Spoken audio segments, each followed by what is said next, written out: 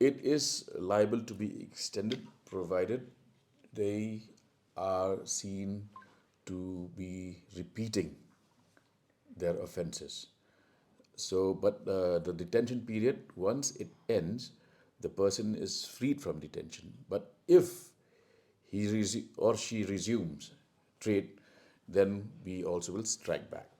Second is we have also frozen the bank accounts of all these narcotics dealers, not only their personal bank accounts, but also those of their immediate families.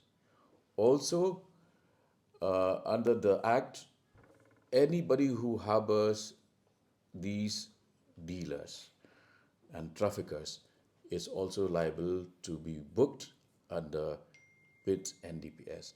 And therefore, through the media, let me share this with all friends that in case they come across any known trafficker of narcotics, let them immediately inform the ANTF.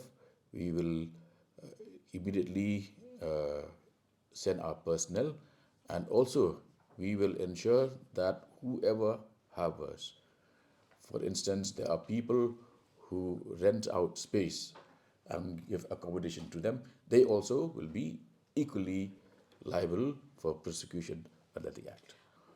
Once these get cleared by the advisory board, I will keep updating you. How much is the seizure of drugs in last 1 year?